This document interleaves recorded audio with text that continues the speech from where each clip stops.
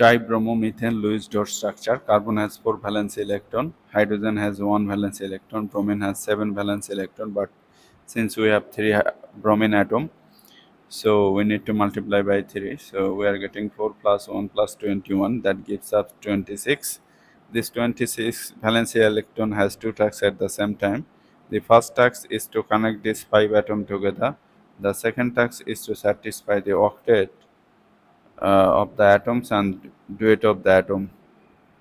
Carbon is the central atom because it is least electronegative, plus it has the highest capacity of making bond, and hydrogen is always considered outer atom.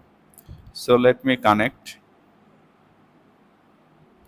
For connecting, we have used 2, 4, 6, 8. Now satisfy octet. 8, 10, 12, 14, 16, 18, 20, 22, 24, 26. So we have used all the valence electrons. Now check for octet. Octet, octet, octet. This is the octet of central atom and duet of hydrogen.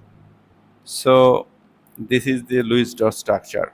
You can replace this bonding pair